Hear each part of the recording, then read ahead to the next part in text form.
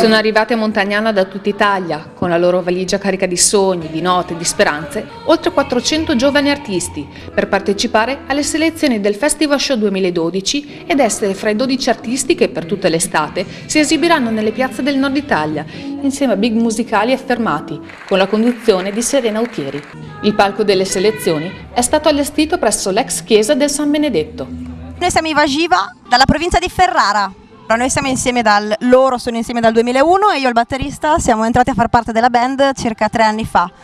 È la prima volta che siamo qua al Festival Show. 2 anni fa eravamo sempre qua vicino a Padova allo Stadio Euganeo ad aprire il concerto Ligabue e ovviamente è stata un'esperienza bellissima e ci ritroviamo ancora qua in quel di Padova.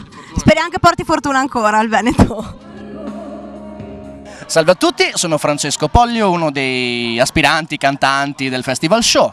Io porto una canzone dal titolo Ricordi di un bambino, una canzone che spiega praticamente quello che è la vita di tutti noi, dalla giovinezza fino all'età media, diciamo, attuale. Una canzone che parla comunque sia delle aspirazioni, dei ricordi e della situazione attuale. Tanto per ricordare e citare il ritornello, il muto mi stressa, tanto per dire quello che è la verità di tutti noi. Di questi 400 ragazzi, solo in 45 saranno chiamati ad esibirsi sul palco allestito in piazza Vittorio Emanuele e lì saranno giudicati da una severa giuria presieduta da Mara Maionchi, al termine della quale solo in 12 avranno la gioia di partecipare al sogno del Tour 2012 del Festival Show.